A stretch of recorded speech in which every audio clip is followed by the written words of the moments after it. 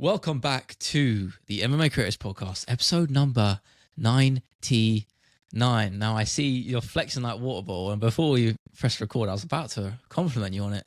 And I guess in a lot of ways, that speaks to the power of the branding and what you've been doing in leveling up casuals. And I do want to get into that because there's some discussions on YouTube and you're carving your path into that area now. But there's a couple of things I did want to talk about in regards to the MMA world. I feel like we should jump on them because they're fresh, hot topics, one of which, Dricus du Plessis, if the rumours are to be believed, is out of his fight with Khamzat Chimaev. And there was a lot of discourse around that, around people like slating him and also slating Chimaev as well for his response. But what I realised is I saw this stat, which blew my mind a little bit. The Dricus now has the same amount of pullouts as Chimaev, but doesn't get anywhere near as much stick or criticism. And I guess that speaks volumes on where the MMA community is at and their favoritisms and feelings towards certain fighters. But what do you make of that? Where do you see the middleweight division going? I think part of that as well is just because he isn't as high profile as Chimaev, probably. Yeah, I think that's fair. Right? For a long while, he wasn't the name that Chimaev is, and still isn't, to be fair. But I mean, coming up the ranks, people weren't paying attention to Dricus du Plessis like they was paying attention to Chimaev. So I think that's probably part to do with it. I also don't know if it's 100%, right? So there are rumours, and that is true. DDP hasn't come out and said it isn't true, and it's the whole MMA space. So I imagine there's probably some truth to it. What I find quite interesting now is on my pages, I just make videos as I usually do. I make content, but the people who reach out to me are just from all over the world, and I just get hit up with such interesting messages sometimes. Last week, someone messaged me and said, by the way, Dricus du Plessis Chimaev, done deal. And he then sends me a photo of him in the gym with Dricus du Plessis. And now people could say, well, that's not official. Of course it's not. Well, he may be lying. Of course he may be lying. But when you have decent pattern recognition and when you have a decent ability to sort of cross-reference profiles and how people speak and how they message and what they're actually saying and the likelihood, because anyone that's been in this game a little while will know if you are at a gym with someone and they potentially have a rumoured upcoming fight, they'll likely tell you, even if they don't know you that much in person. It's just how the MMA game is. It's not really kept under wraps to that much of an extreme. So I did believe him when he messaged me that. And I do believe that we will not see this fight next, at least. So that kind of begs the question, do they go for an interim belt? That was my thought process as well. But I feel like with the backlash to the whole Aspinall-Jones saga, and I feel like the reputation of the interim title has been tarnished as a result. It's not something people want to see. I'm not sure the UFC will go down that route, but on the other end of the spectrum, we know how much they value the star power of a guy like Khamzat Chimaev. And even if it is an interim title, him with a belt around his waist is, I mean, that's promotional gold. So I can see you're mouthing something to me, but it's very pixelated. So I can't see what you're saying. Route? Is it? What did I say? It's root, no? Is it not? That's Yank term. Come on. No, I think it is. I think you're right. Yeah, it is. It's an American football. What route are you running? Oh, God, it is, isn't it? I hate that as well. I hate when people say couch instead of sofa. I know people that do that, and it honestly jars the hell out of me. That's not that deep, that one. That one's not that deep. I hate that one. I hate that one with a passion. That's like my... Is that an Americanism? Yeah, 100%. You don't call it... No, don't tell me you do it as well. Please don't tell me you call it a couch. Probably just call it either, to be honest. Oh, no. Sofa all day. Probably would call it a sofa more times than not. Probably more times than not, I call it a sofa. Do you think they chuck in Kaio to the interim title picture? Is that the move? Who? Kaio. Oh, Barao. Fighting nerd. I don't know. Sorry, obviously, yes. No, yeah, I was like, who? Yeah, no, but I feel like with him, the star power is lacking. more so because the fighting nerds as a whole are a collective star, if that makes sense. That's where the star power and the notoriety comes from with that group, is because they are a sum of their parts. Barao on his own is less so. I wouldn't say he's that entertaining. Yeah, he got a nice finish over Paul Craig recently, and I can't remember who his last fight was. Maybe it was Paul Craig. But who's he fight like most recently? Cannoneer. I'm not sure. Cannoneer, yeah, good performance. But I mean, he doesn't blow everyone away in the same way that guys like Ruffy do, or John Silver. So I'm reluctant to say so, and I've heard rumors as well that they're doing him versus Imavov as a sort of eliminator. But the middleweight title picture's just been in a weird spot, and I largely feel in part that is just due to the presence of Khamzat Chimaev. Without him, I feel like you can make the right fights and do it pretty easily.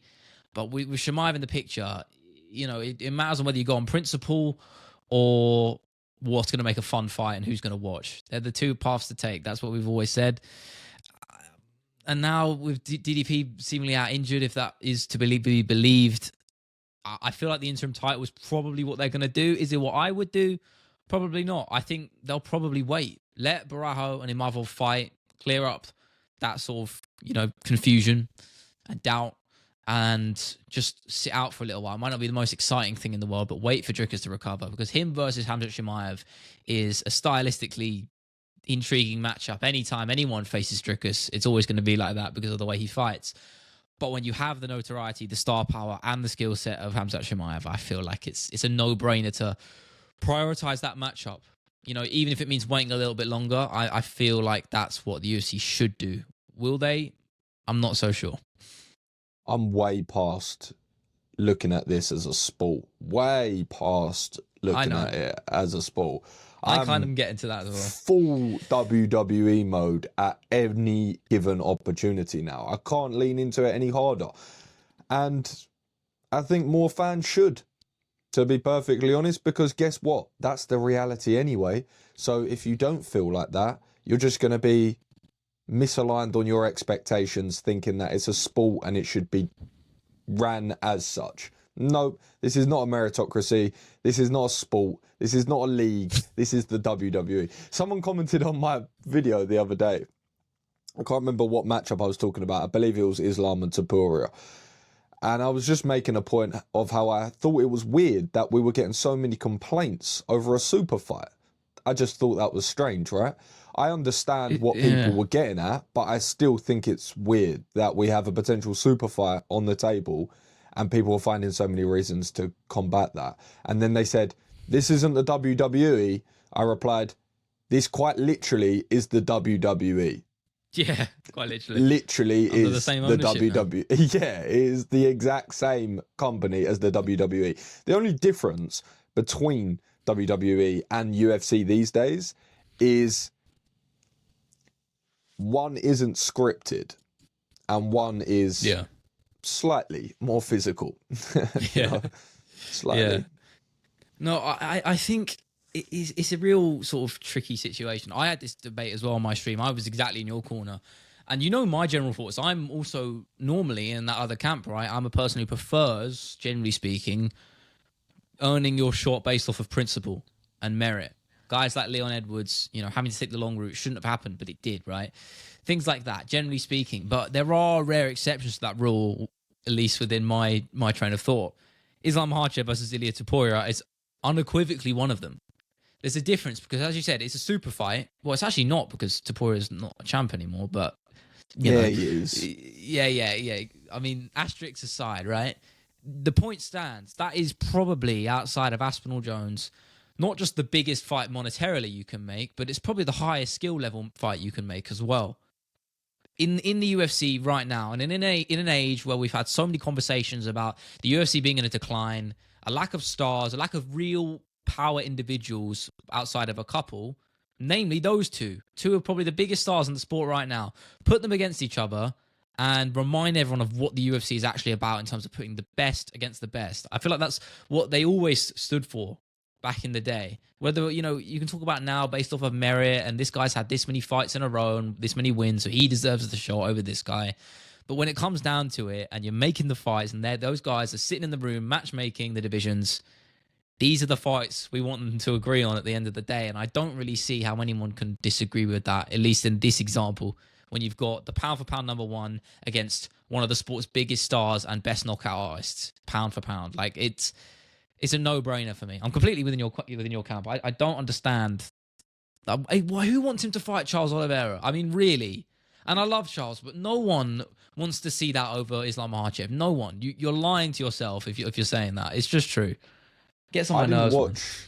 I didn't watch WWE growing up, so when I watched the documentary of Vince McMahon behind the scenes of WWE, and I understood what it actually was from a standpoint that I'd never ever had access to, right? Because I just didn't really have much interest in it. I understood it. I understood exactly how linked they are as well. Not just the fact that they now own the company, but how all sports is actually WWE for the most part. It's all about narratives. I realised in any sport, what makes it interesting, what makes it intriguing, what makes it gripping is a narrative. Who cares about Nottingham Forest versus Wigan on a Wednesday night when there's nothing on the line and they're both relegated from a particular... No one cares, right? But if there's two teams that have to get a win because they're going to the Champions League, and when they met each other earlier in the year, there was 3 red cards and there's a fight between two of them on the last time round. There's a narrative, there's a build-up, there's something which is on the line, right? There's pride that could be bruised if someone loses, and there's ego which can be stroked if someone wins. And I've got to a point now, like I just said a second ago, full WWE. I don't really even care to see the best versus the best for the most part, because if they're in the same conversation, that's likely going to be the case, right? It is. You're arguing apples to oranges a little bit. If you say, is it Arman? Is it Charles? Yeah, you could say he's better than him, but they're all good. You know, just give me the best narrative. That's all I care about now. It's actually all I care about. And that is the best narrative as well, isn't it? Well, exactly. Sorry to interject, but it just is. With Ilia Topuria and Makhachev, it is. I would actually argue that. I don't think it's the best narrative. I've got a hot take on this. Are you going to say Arman? The biggest fight to make globally in the UFC right now is... Finish my sentence. John Jones, Tom Aspinall. Incorrect. Conor McGregor versus Ilia Topuria. He's not coming back, so incorrect. Paddy Pimblett versus Ilia Topuria. Paddy Pimblett versus Ilia Topuria is the biggest fight globally you can make right now. We talk about superstars, right? And that's always a big topic of conversation. Just as someone in the UK, I can't speak of any other nation, but just as someone in the UK, if you're talking superstars, that is Paddy. Because I can walk around the street and ask 100 people about the UFC. They wouldn't have a Scooby. They have no idea who John Jones is. They have no idea who Islam Makhachev is. Fighting, isn't he? And they wouldn't even maybe say his full name. They'd just say the Liverpudlian fella with the hair. But that's my point. At least they know someone. And that someone is him. And I know that's just the UK, so it's a small sample size. But it does transcend, because in America, all you need is a funny accent and a funny haircut, and you're going Sizzler. So you start beating people in the UFC, it's just the cherry on top. Yeah, that is true. And it's crazy to say that matchup might be... If you said that a year ago, we would have said these two guys are too far apart. It just doesn't make any sense. Now, very close, 1 or 2 fights away, and that's credit to both of these guys for making their way to the top. Obviously, more so towards Ilia for climbing the featherweight rankings, winning the belt, and now looking onto new horizons. But with Paddy, he's gone from loved to hated to kind of revered in a lot of ways, and that's the line of thought I went with my documentary on him most recently that I put out. But now with these results he's just been putting out, as you said, it might be a win over a 39-year-old Michael Chandler, but he's in that title conversation whether people want to admit it or not. He is, and when you have that, Ilia Topuria is right next door. I don't know how or where the division shapes up where we see those two finally meet. But I think Ilya's going to have to get over the hurdle of whoever has that belt. I think that's how you sell that fight. It's for a title shot. Ilia Topuria defending against Paddy Pimblett. That is where I see it happening. But you're shaking your head, so I'm assuming you think they might just ignore all sort of principle in any capacity and just have them fight with no belt on the line. There's a lot of moving parts to this, but this is a potential route, as you would say, for the UFC to go with it.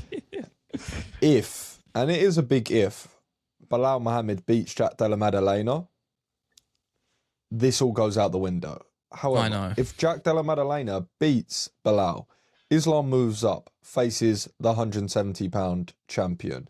Ilia Topuria slides into a vacant title shot with a certain Patrick Pimblett for the vacant belt. Oof. It's the biggest fight to make and the most logical fight to make, and there's a perfect opening for them both. They ignore Charles, they ignore Arman, all of that nonsensical bullshit that doesn't make really much sense in the general scheme of things. Let's be real. Because Arman had his shot. He did. I know it's harsh, but it's the UFC. They are harsh. They are cutthroat. And he's not a big enough star to say, oh, I am next, I'm sitting out. You can't do that, mate. You probably need one or two more. So they probably make the Charles Arman rematch, likely. Yeah, I'm there with that. And then they go Ilia Paddy for the vacant title. And they do it in the Bernabeu. Do I think that's going to happen? No. Do I want it to happen? 100%. No, you say it won't, but I was listening to Ilia Topuria on JRE, which I don't normally listen to Joe Rogan's podcast, generally speaking, but I love hearing Topuria. I wanted to hear more about him, more in a long-form, uncut setting, so I was like, cool. And he was talking about wanting to do it in the Bernabeu, and I was like, yeah, but we know Dana doesn't like outdoor arenas, he doesn't do stadiums, but I didn't know the Bernabeu has a closable roof. Only stadium in the world that can do that, like, I think, entirely. Because it's brand new. Of course, they completely redone it. Now I'm excited because that completely makes it a possibility. You're still shaking your head. It's not just the roof. That was one part of the logistics, right? There's 3 major constraints with a stadium, which I all agree with, by the way. The first one being the roof and the weather. So that one's ticked off. Number 2 being the scheduling. So to align a pay-per-view with the access to the Bernabeu on a given weekend within a 4-month period or a 5-month period is likely impossible, right? Somewhere like that is always booked up with concerts and different events. So it's actually hard to get the freedom in the calendar.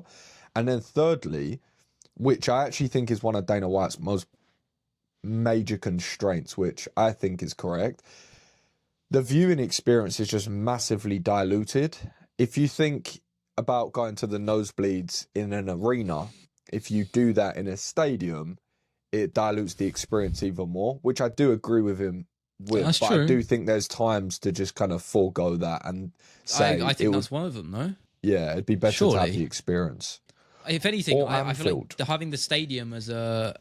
Yeah, true. But having the stadium as a place to do it is not really about the fact that it's, 80,000 people and it would smash any sort of record. Yeah, sure. That is true. But it's more about the marketing and the branding to say we've got the biggest fight ever, I mean, in quotations, in the biggest arena ever, on the biggest stage, everything to the max. That's the selling point. So it has to be a collective group of factors, right, put together, and just having that whole stadium as a marketing push. I mean, the fight sells itself, right? But why not do it there? It makes perfect sense to me. I understand the logistical hurdles. It is difficult to account for scheduling, time zones, and logistical planning with regards to getting the whole arena set up properly, lighting, everything. Exactly. There's so many details that are going to make it difficult. But if anyone's good at that, it's the UFC. They've been doing it for years. They've got years of experience and reps, as we like to say, practicing, doing these things over and over. And yes, it would be a test, sure. But I think it's a no-brainer. You cannot miss that opportunity. I do not want them to miss it in the same way they missed UFC Africa, which could have been such a big deal. True. They missed that chance with Kamaru Usman, Adesanya, and Francis Ngannou as the 3 kings. That sells itself as the UFC Africa card, and they said they were going to do it, and they missed the boat. I don't want them to do the same thing with Topuria Makhachev in Spain. Or, sorry, not Makhachev, Paddy the Baddy, but either one. I'm not opposed to either, to be honest with you. Do it in the Bernabeu. Do either of those. Biggest fights. We need it now more than ever. As I said earlier, about being in a sort of UFC era where there is a lack of stars, a lack of big names that can break out of the core MMA fan base and reach a casual audience.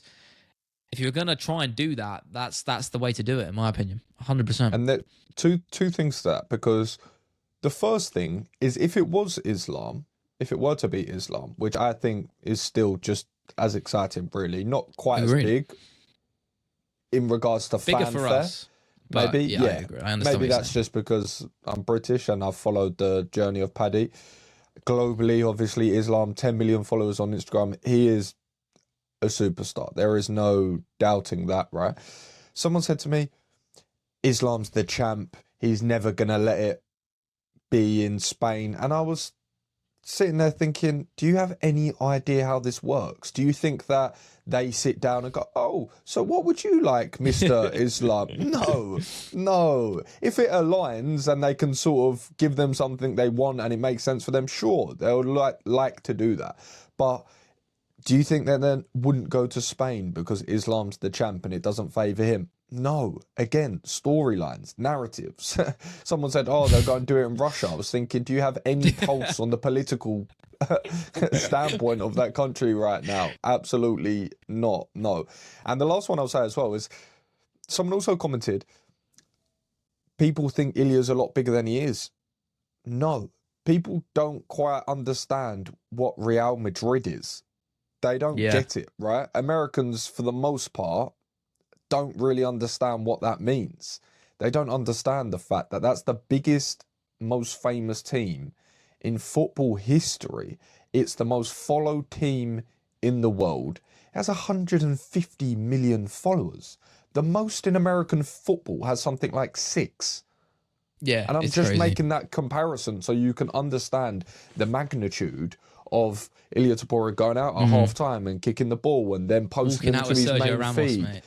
Yeah, I mean... If you don't know who he is, sorry, just to jump in Go there. on. Sergio Ramos is one of the most famous soccer for the American players ever. No, don't do that. Esteemed. Don't do that. Well, just to clarify. Don't do esteemed player, and he is good friends with Ilya Topuria, former Real Madrid player. And, I mean, he could be part of that marketing push as well, 100%. I mean, I remember he was at a UFC event and he didn't get a huge crowd pop, but online, within the European MMA Twitter sphere, it was blowing up, and there was a lot of conversation about that. They had Kaka on the flipping broadcast and didn't even give him a minute on the little Megatron. Kaka. Outrageous. Kaka. Baller. It's like, yeah, but that's the disconnect, right? I think that's what the UFC's about, I think with the direction they're going, and they always have been, but I think now more prevalently, and if that's a word, more than ever, they're trying to push into that European market and become more global, right? That's what we've said. We know the growth UK MMA has had over the last, even if it's just 5 years, it's been huge growth. And that's reflected in the prices we pay for tickets these days, sadly. But that's kind of their mission globally across the continent, and not just Europe, but Africa, as I mentioned earlier, and parts of Asia. You know, that's the UFC's ultimate goal. And by doing that, and investing in those countries, what you're going to see is 5-10 years down the line is that next crop of fighters coming through who've been inspired by their fellow countrymen come through and then become stars of their own. So it is a necessary thing to do in the long-term run, because you will see the fruits of that labor come through. I don't think the ticket prices, in all fairness, are exclusive to UFC. Every event in the world these days is just either sold out or ridiculously expensive. It isn't exclusive to the UFC. I don't think it's even... The growth of UK MMA has been so extreme that the ticket prices have just been driven up and you can't get them. There's some truth to that, don't get it twisted. There obviously is.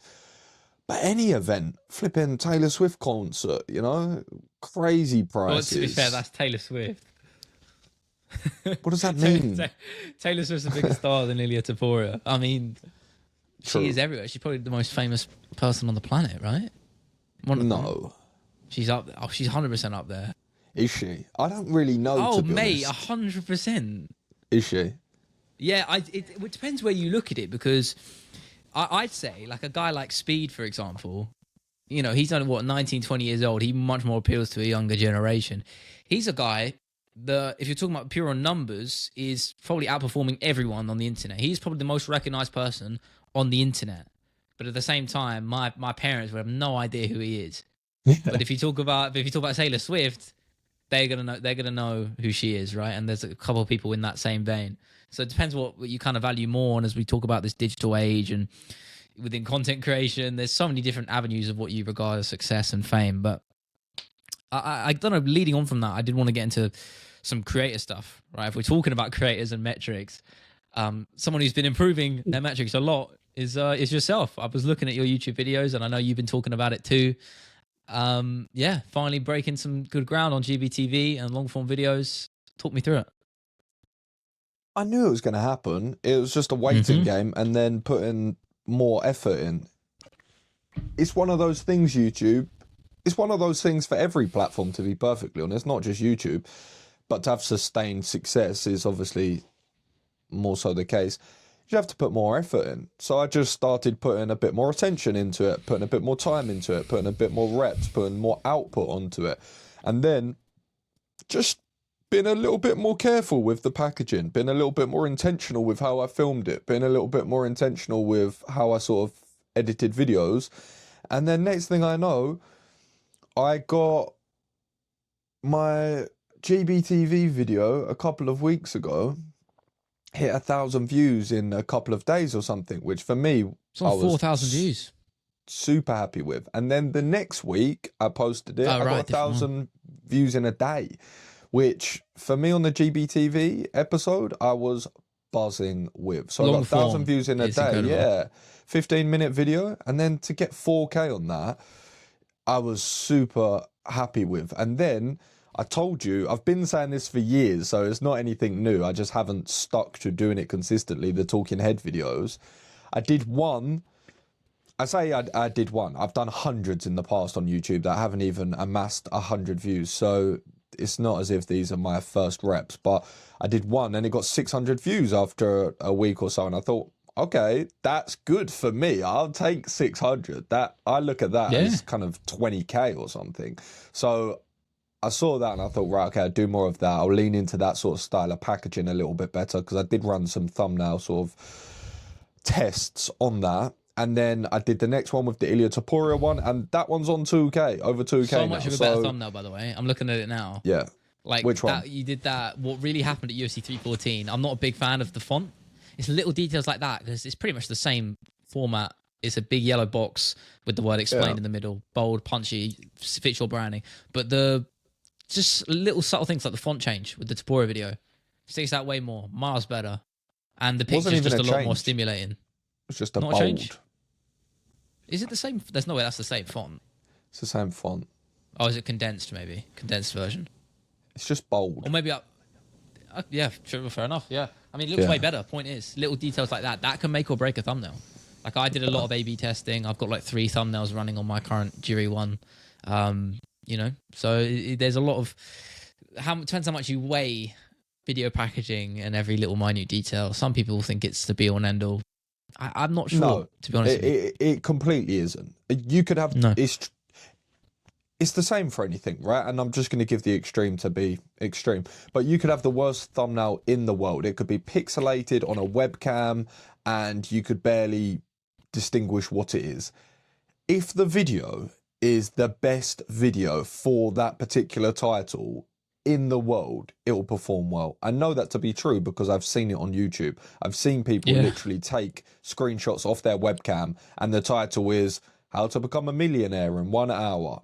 Something, and then they just drop infinite wisdom in that hour just with a whiteboard behind them, and it has got 20 million views, for example, because the actual value within it is so important. So that is obviously one extreme, but equally you do want to focus sort of on the packaging. But now I've got a bit of a system. I've got a structure. I've got a structure in regards to one storytelling piece per month. So I flew to China to corner in the UFC, or I flew to Thailand to give Volkanovski a t-shirt. Those sort of things, right? Then more daily, few times a week, I'll do news videos. So reacting to Dricus du Plessis pulling out, or Ilya Topuria breakdown of the Joe Rogan. So that'll be more the daily. And then weekly, I'll do GBTV. So GBTV once a week, And then on the end of that, shorts. GBTV That's shorts. what I've been doing. Training shorts, breakdown of my longer form shorts, and then all of my most viral videos on my shorter form platforms, shorts. So now I'm at a point where I've got one a day hundreds. on the shorts, or No. more? I got like, at the moment, like 10 a day rolling out. Jesus Christ. Yeah. Yeah, I can't compete with that. Well, I was about to say, I mean, well, it's not really about. I know it's different ball game, right? But the only reason I was going to say is because first thing I did today, I've been, last couple of weeks I've really been struggling. Like, it took me ages to get that Prajka video out. I didn't have my work focus down and aligned just properly with my mind. Like, I just couldn't get everything down, and I realized like I need to just remind myself what I was doing, and the habit that I sort of started and then broke, which was being more purposeful with what I'm doing. So writing my tasks down, and literally what you said the other day about writing stuff down at the end of the day. I'm going to show you because I know you can see me on camera now. I can. That's what I've been doing. Got my little checklist there in horrendous handwriting. So I've just been ticking them off today. Is horrible handwriting, systematically going through. Yeah, I mean, there's a reason I don't write, bro. We don't need to talk about that. I can have good handwriting, but I'm just slow. I'm a fast writer and I'm a messy one. That's why I prefer to type, because then I can be fast and my stuff can actually be read. But yeah, so that's what I've been doing today. So literally next 3 weeks, got a shorter day now just booked in. So like already auto scheduled. So I clipped up my Jiri Prajka video, 3 weeks worth of one shorter day. And the thing is, how are you doing 10 a day? I get your content translates more easily, right? And you can just, I'll tell you options, exactly. Right? I'll give you the full structure. It makes sense. So Please. I'll train once a week, let's say. That will be 30 minutes of me hitting pads. I'll go through that 30-minute video. I'll have that as a one. I actually forgot to even include that. So I'll include all my training as well in the weekly. So weekly I'll have GBTV, but I'll also have my training, which is just raw rounds. It's not going to index tremendously well, but I get to look back on it in 10 years. And some people have started watching it. One of them has got 1,000 views, which I find insane, firstly. So with the training, I'll go through that and then I'll find 20 different stories. POV, you stuck to your goal of training once a week. Next one, note to self, need to learn how to defend better in the pocket. Next one, work on my jab and not telegraphing my shots. Next one, coach caught me off guard by smacking me with a pad. Next one. So I'm just storytelling 30 times, right? Or on average is about 21 clips is usually what I find. Yeah. So I get 21 clips from that long form. Then the GBTV itself, I'll usually get 10, let's say. So I'll get 10 out of GBTV, and that's just from the actual episode. I've got infinite footage outside of it that doesn't get used that I can actually use for clips as well. So if I wanted to, which I will begin to do, I'll start ramping that up. So that's actually 30 a week rather than 7 is usually where I'm going with that. Then I'll go onto my YouTube, Instagram, TikTok, I'll categorize it by most popular. I will then take the most popular evergreen videos and then repurpose them. So if it's a story, imagine that you're sitting on your couch and you get a call to fight in the UFC in 3 hours. Evergreen story, I can roll that out. I'm not going to roll out news which was trending a year ago. So I repurpose viral content, right? And then on top of that, I have all my new content. So I have all the new content that I'm touching upon, which I'll then put out. So the new batch of news cycles. And then the food, I didn't even mention that, the food fighter stuff. So that's a post every single day. So I'm just creating this infinite loop of... Unstoppable. Yeah, just completely undeniable content. Yeah, I mean, you're smashing it. I mean, 4K subs now, monetization, pretty much all but there now, right? I mean, imminent, surely. I want that to be monetized within the next 14 days.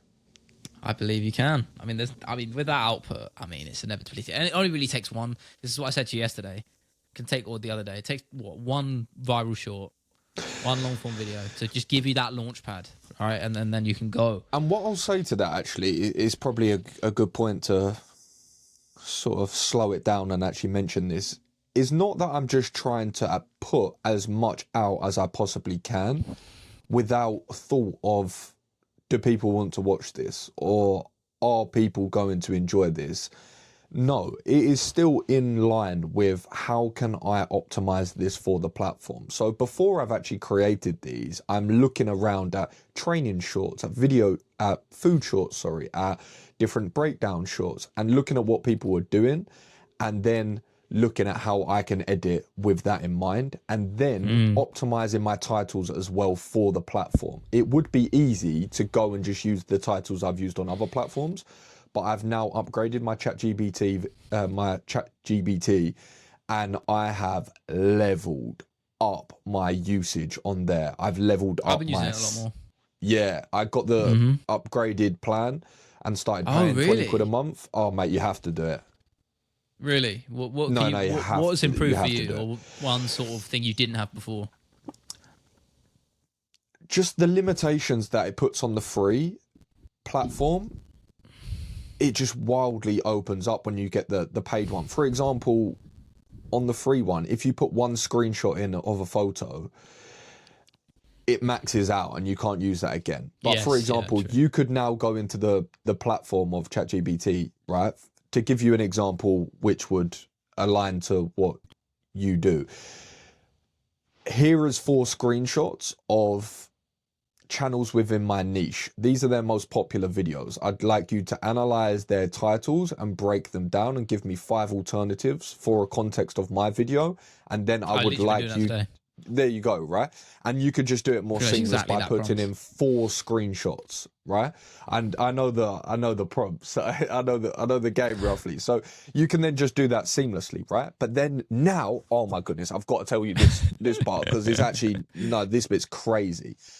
So usually, I won't bore you with going through the step-by-step of what I have to do sometimes for the scheduling for my personal assistant each week. But there's a lot of me have to watch a video, I then have to write out a description and a caption, all these different things. Just time, right? It just takes time. But what I can do now is I can watch the video on my laptop, and I'll have a voice note on my phone, and I'll just dictate as I'm watching. So it'll be the first video, right? And I'll just describe what's happening in the video, what I want them to touch upon. So if it's going on Instagram and it's a training video, I'll say something along the lines of, today I'm learning how to properly roll under a shot. The next video, now I'm learning how to execute better on a jab. And I'll just speak this. I'll then upload the file of the voice note onto ChatGPT. It will articulate it for me, and then the prompt that I've done will then spit out Instagram captions within my tone, because I've set up the settings to be within my tone and within my preferences. Then off the back of that, I'll prompt it to say, these are my best performing YouTube shorts. These are the best performing shorts within this niche. Please give me 10 alternatives to titles for these particular videos. I'll then maximize the titles within 60 characters. And now I have all of the descriptions, all of the titles for all platforms. And then I'll just add that to Notion, make it a Notion template so that it's perfectly formatted, and then export that into Notion for my team member, and she can go in and just tick it off and go boom, boom, boom, boom, boom, and do the schedule. Crazy. Game changer. Game changer. That is a mic drop right there. Yeah, Jesus. It really is. Yeah, I mean, I definitely haven't been using it to that extreme, I'll say that. But it is good for idea inspiration or trying to find alternatives. That's what I've been focused on the last hour before we jumped on. I was doing probably about 45 minutes of just conscious idea generation, looking at channels within sporting niches, not necessarily within the MMA one, trying to cross-reference, find ideas, and even just looking at my own channel. Because my last video, my Drip one, is not performing that well. Only on like 9,000 views in like two, 3 days. So not where I want it to be, really. GBTV numbers. To be honest with you, yeah. Hey, steady on. No, I'm joking. I'm honestly not far off. That's the funny thing. But that's what YouTube's about. You can't get mad about stuff like that. You know, I might think, you know, with the greatest respect, I might think my documentary deserves more views than your GBTV video because I've spent more time on it, right? But that's not how YouTube works. That's not how it's ever worked. You can't compare yourself to other people because at the end of the day, people are going to watch what they want to watch, and that's what YouTube will push. So it's humbling reality. So on to the next one. You know, I'm not going to let it get me down, and maybe I have done in the past. No point. moving on to the next one. Trying to think of the good ideas. Again, I told you I had that rankings idea, which I got from Mixed Market Academics. So I might do that, but I'm not like excited to make it. So I'm probably going to hold off for a little bit because it's going to take some logistical planning. And I don't know what's next. I had some title ideas. I write down so many of those, so many title formats and stuff like that. But nothing's sticking at the moment. I kind of want to do an encyclopedic kind of video. Like every blank explained. I don't know. Like honestly, I might just. I don't know if I know you've done this with short form content in terms of just rehashing old ideas and just doing them updated, and then you're gonna get the similar performance, right? I don't know how well that translates long form. So like doing a video I did hypothetically, I've got a video from 2 years ago that performed really well. That is true. Well, the only reason it might not is because other people have done it since or better or stuff like that. That's always the case. Do it better than them then. That's true. That is true. I also just don't want to retread old topics. That's the only annoying thing. That's the roadblock I find myself running into. Why say it if you don't want to do it? Either say it and do it, or don't say it. I do know because I have a great title or something. Like if I do like every UFC controversy, I'd like to do that again, but I feel like I covered most of them last time, even if it was a while ago. So I don't know, but there's just a lot of different factors that go into it. I'm trying to find that golden idea, Equally, my outlook to this is pretty straightforward. If you don't want to do it because you don't find it that interesting and whatnot, then I understand that angle. But if you're debating whether to do it or not because you've done it before, well, do it better, write a better script, edit it better, and then guess what? If someone watches it that watched the last one, they'll probably say something along the lines of, I really like the last one, so I watched the new one.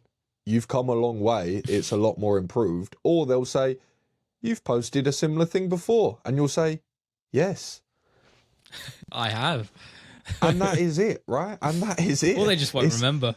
Or they just won't remember. Or they won't watch it. Unless that video has 200 million views, the likelihood of everyone in the MMA world seeing it is very low, right? Oh, for sure. It's not really a case of me worrying about people seeing it. It's more so for my own logistical sake, like rehashing old topics or how I would approach it, stuff like that. That's more the crux of the problem. Get creative with it then.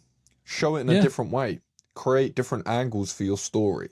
Maybe mix it up. Maybe you go down a traditional route of show and tell sort of vibe. Maybe you can do it in a completely different way. Maybe there's alternative ways to do it. Maybe there's ways of linking it back to major points in other sports or other films or other games, or there's infinite ways that you could sort of bend the truth of reality, right? I think what you spoke about before is you getting the idea sort of mindset of this is what I've done before, this is what works, this is what I'm good at, this is what I do. But I don't think there's anything to suggest that you wouldn't be able to do it successfully if you were to alter your approach. I think it's scary, and I think it is scary. It's intimidating. That's what I realised. Yeah, of course it is. But what's the alternative? I think that becomes more of an issue as well the longer I've gone. Because realistically, within my first 2 years of doing YouTube, it was a case of finding my style, finding my groove, my sort of, not just in terms of the writing, like finding my writing style, which I've definitely got now, right? And this is kind of leading on to my point. So I've got my writing style. I learned that. I figured that out. Same with the editing. Same with maybe thumbnails less so because I'm willing to experiment more on those. But within most of the creative process, I've now got to a point where after I found myself in those areas, I'm very much putting myself in a smaller and smaller box, if that makes any sense, because I know what works. I know what I'm good at, and it is good. The videos are good, but you're right. It becomes more scary or more intimidating to move out of that because you haven't done it for so long. You haven't changed your approach because you found a style and a substance that works not just on an analytical level, but for me as well, because I know I'm good at it. So it does get harder to experiment more. It's right? Mixed martial arts. You become stale as a mixed martial artist, right? You start winning fights using certain techniques and certain game plans, and you stick to that, which is good, but you need to make sure that you're leveling up in different ways as well, but behind the scenes, which you are, by the way. Yeah, I am for sure. It's just I'm talking about drastic changes, like tone, writing style, things like that. That's where I struggle. I think you have to do it at some point just to have a bit of fun with it. as well, by the way, Oh, just for to sure, sort of for keep it a sure. little bit fresh, just to sort of mix it up. I don't know what that looks like. You'll know that a lot better than I would, but I have I to figure definitely that think out. it's necessary. Yeah, there's only so many Shakespearean tales I can tell, if that makes any sense. So many dramatic stories I can dress up and make dramatic. Sometimes maybe I should go switch the tone up a little bit. I think breaking not, yeah, maybe that is the right term. Breaking the fourth wall at some point would be good for you. I don't know how. I've always thought it just because I've seen people do a similar thing, and I always think there's some sort of link there. Just because I know you do the jiu-jitsu, I know you train, I know that you have seen different videos where they sort of mix it up and you like it and whatnot. So I definitely think this, but equally, it could just be something so random and so out of the box. And it's not that you would have to, it's not you have to really try and think of something so obscure. That's not really what I'm getting at. My point is, it's just that the possibility is anything, So I think that's kind of the fun part. I don't think it should be viewed as something scary, but maybe something more enjoyable. It actually makes the process for that week or two that you do a video. And equally, it doesn't have to be a month-long process. You can just do a video in a shorter time span, right? You can just sort of roll out the idea on a lesser scale. That's what I'm glad you said that, because I think that's probably what I'm going to do this week. I mentioned a while ago, I have that idea of doing the video on the 7 stages of every UFC fan or something like, which is a play on that old fan video I did a while ago. What stage am I in right now? I think we're probably in the similar one. I can't remember the exact, because I got half the script done and I left it, and I had a different stage for each one, right? And I couldn't remember exactly the names, but one of them, which is near the end, which I like to say, I think we're probably in that boat, is more of like I called it the ascended hardcore, if that makes any sense, where you don't actually watch much MMA at all, right? You've grown out of the sport, but still have a deep appreciation for it. And there was a whole sort of segment I was going to delve into there. You sort of comes full circle. You're more like a casual, if that makes any sort of sense. You know what it is?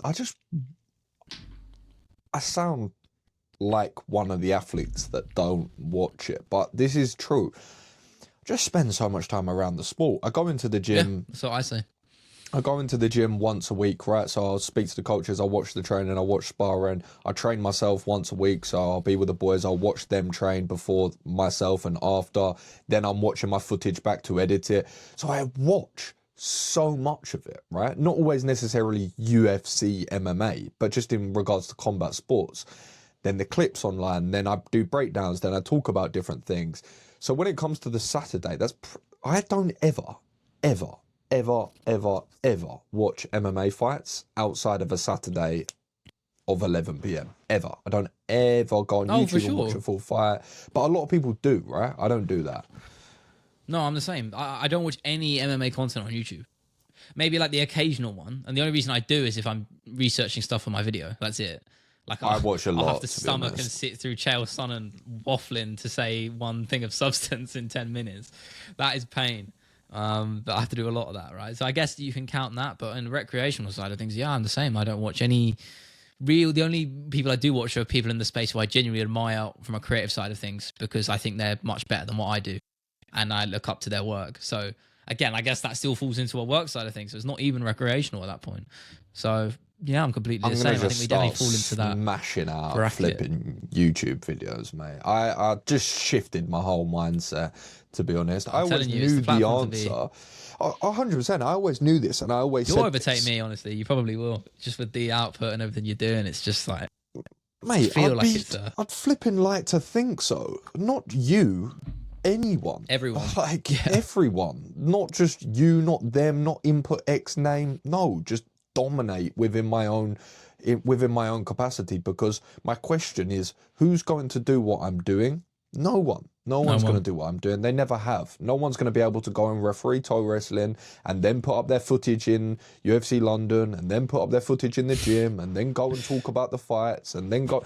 It's just me, right? You can't replicate that. You can't go and then do a Food Fighters episode in the studio. It's not possible. So there's no point in trying to compete with me, because I'll do me a lot better than anyone else. And that goes for everyone. That's where the actual flipping...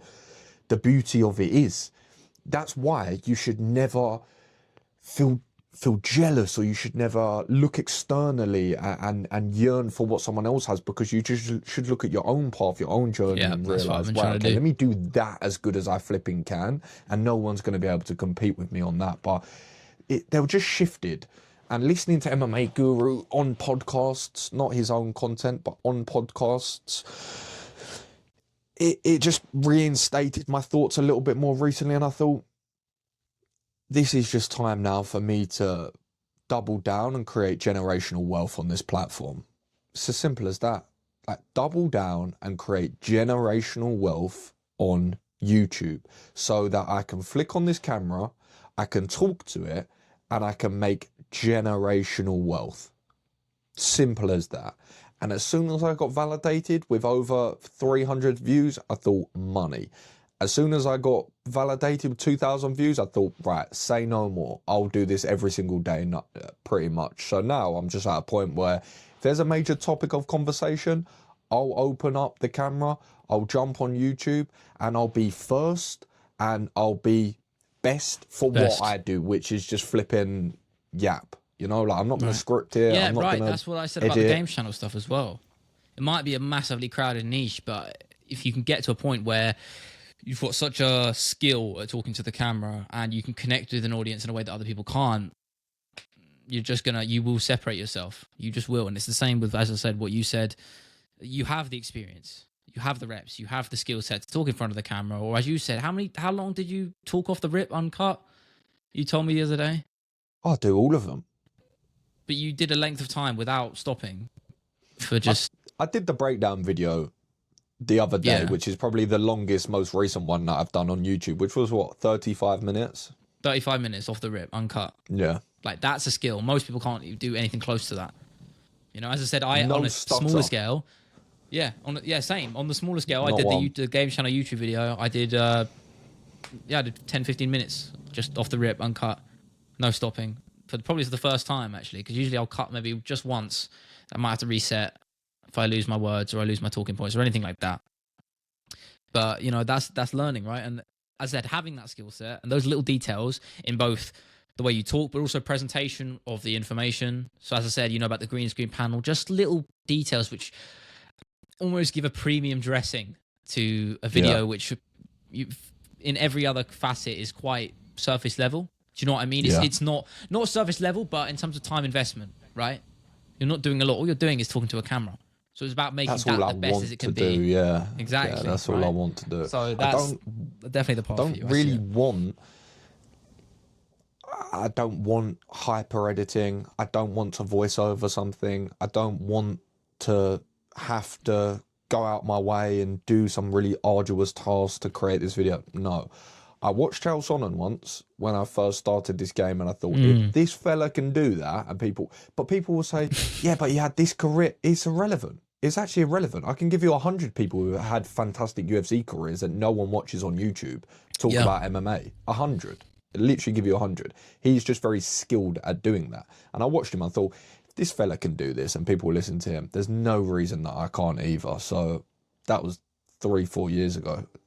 Good slice of delusion just chucked in there, but get to a point now where, and as well, let's be realistic. This is what I said as well before. I've got to a point now where I've built my other socials, where my YouTube isn't built up, but people will land on my videos now and go, oh, I've seen his video on my For You page on TikTok, for example, you know? So there is a crossover. So good place to wrap it up. I think that's probably a nice little place to wrap it up, yeah.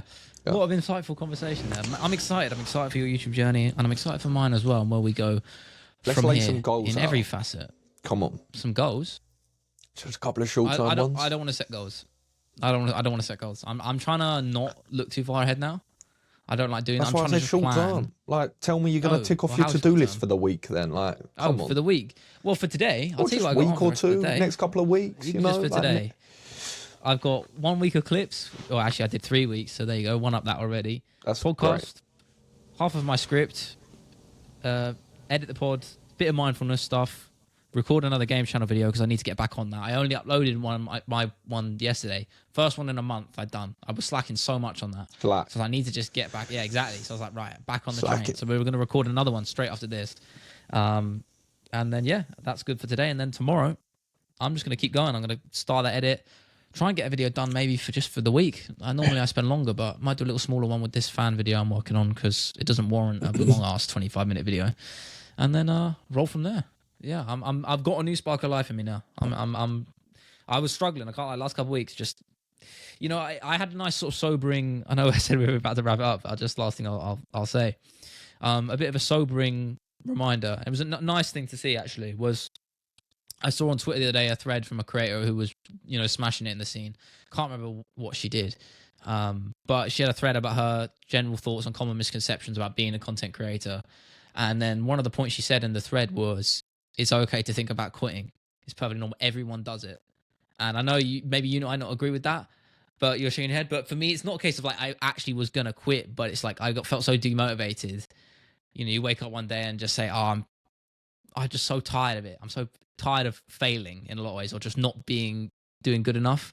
And I guess that was a nice reminder that they said everyone goes through it. Maybe not everyone in your case, but a lot of people do, myself included, right? So that was nice. And I saw that. I was like, yeah, you're right. This is so dumb. Like, I just need to find that spark again. And today I woke up feeling great, motivated, ready. And I think writing stuff down has definitely been a part of that. Back in the saddle, ready to be proactive, as we like to say, and absolutely smash it. So the only reason I shake my head is it's not some sort of hustle porn culture of you shall never feel demotivated. It's not from that at all. It's more just from the perspective for myself personally. That's the only perspective I can speak from. I've had jobs since I was 11 years old, and I've had all types of jobs: great jobs, bad jobs, the worst jobs, fun jobs, not so fun jobs, cushy jobs, less than cushy jobs, all pretty much cash in hand, right? Infinite different varieties, and I've just had so many that I just absolutely hated. And my last job before I quit all of it and went full-time on Casuals Corner is something that I could never do a single second longer of. So I do wake up and think bit long, or I got to do this, and not so much loving it, but I go to bed and I wake up every day infinitely grateful that is what I do for a job. This is what I do for a job. Yeah. I haven't woke up to an alarm that someone else has essentially set for me in 2 years. I remind myself of that too. Like 2 years. That makes you feel great, honestly. It's the biggest luxury in the modern world. You get to not wake up when you want. Carve your own path, man. Wake up when you want. Carve your own path. So quitting, I'm not even kidding you, is never once. Quitting what? Like, you can only fail if you quit. It's the same with diets, right? People always say, I failed my diet. No, you've stopped trying to eat healthy. It's a difference. You haven't failed anything. You can't fail at health. It's a continuous journey. It's like you failed at being happy. It's like peace is a continuous journey. You are peaceful and you seek peace, or you seek happiness, but it's not an indefinite state. You have to constantly work at it, right? So I always think that it's like you can't fail unless you quit, So yeah, exactly. I will just do this for 10 plus years and then continue doing it. So I've got no I definitely option. say you're in the minority in terms of I do completely agree, but I think you're much more on the extreme side of like that level of determination and like confidence in that mindset, right? I feel like you're actually in the minority in that, which isn't a bad thing. I think it's good because not many people are that headstrong. The last thing I'll say to that is, it was actually probably quite important to bring up, is I'm not guessing if it's the right thing for me or not, though. Some people are guessing and they aren't too sure. They aren't too sure if, do I really want to do this for the next 10 years, or do I really want to go down this route? In which case, then they'll think about quitting, and in which case, sometimes they do quit. And sometimes that's the right answer, by the way. Sometimes it is actually the wrong thing. But what I'm currently doing is what I wanted to do since I was 8 years old. Travel, eat food, chat to people, do sports, like talk about sports, these different elements. So it was very much, when I found this weird sort of ecosystem that I sit in, it was, okay, now I'll do this for 20 years. So that's why it's a lot easier for me to say I wouldn't think of quitting, because I've always thought about this exact path since I was single digit years old. But if you've just stumbled into it and think, okay, maybe I'll start making a few videos, or that looks cool, or maybe I'll enjoy that, and you get to a point when you don't really enjoy it, and you get to a point where you don't really see a future in it, then I understand how that would shift, if that makes sense. So yeah, it's all very I think what I've person. realized for me, no, it's true. I think what I've realized for me, again, last thing, we'll definitely wrap it up, is just going on from that. For me, what I am guessing about, or second guessing rather, or trying to figure out is still where I can keep maintaining content that I actually enjoy making, because that's always fluctuating. The thing is, I always get too bored of a certain style or a certain thing, and what we talked about earlier about evolving our styles, that's always a constant battle. But what has always been a constant confirmation that I know I value, and I know I want, and I know I appreciate, is what we literally just said about freedoms and having that flexibility. This is the only job, well, not the only job, but probably the best job I can do with some around a topic or a thing I enjoy, that gives me total freedom and flexibility, like complete, like as you said, the appreciation of being able to wake up in the morning. That is a bigger plus than any job or anything ever I can do. Goodness. Being able to be my own boss. And every time I remind myself of that, it's a nice sort of comforting hand on the shoulder. Say, yeah, you're in the right spot, because there's nothing better than that. There is nothing. So like, you might have a day where you might not want to write a script, or you're creatively bankrupt, but sometimes you just have to remind yourself that I'd still rather be on my worst day doing this than my best day working in a fucking office for someone else at 6 a.m. You know, people don't talk not about early, this underlying anxiety you get. It depends what you are like as a person. Again, this is my personal experience, and I think sometimes people just listen to people speak and they think, okay, that's the blanket statement for everyone. No, that's not the case. For me, I always knew there was this underlying film of anxiety working for someone else, that I had to be on a certain time. I potentially would disappoint them with work, or it wouldn't be back in time, or I had to hit a certain deadline or timelines for things. All of these small micro anxieties that just compound, and it just chips away at you, and you don't even really realize. When you don't have that, oh my goodness, it feels so free. Some people get terrified of that because it's then all on them, right? And they're actually not the right people to do that. I don't think everyone should go down that path. I think there's always an element to that, yeah. I think there's a lot of people who do need someone to say, right, turn up at this time, hand it in on this time, and be this person. And there's no right or wrong. I'm just not that way inclined. We're not wired that way. I think you're much more on the extreme of that scale, because I feel like I can operate in both environments. As I said, the downside to this job is it's quite solitary in a lot of ways, at least specifically in my area. But having a work environment with a team is different. Again, I know what you're going to say. No, I was just going to say, I didn't mean to cut you off. It was just, we went through this whole podcast. I didn't even talk about the 3 most major things which happened in this last week. I tell you what, round them off 3 sentences. Go. Just mic drop it. Toe Wrestling World Championships on Britain's Got Talent. Toe Wrestling World Championships co-founder in Forbes 30s under 30s list. Toe Wrestling World Championships in their first ever feature magazine article for Huck. No way. That is a mic shot right there. That's a mic shot right there.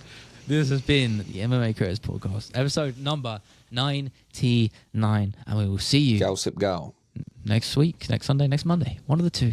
Have a good one.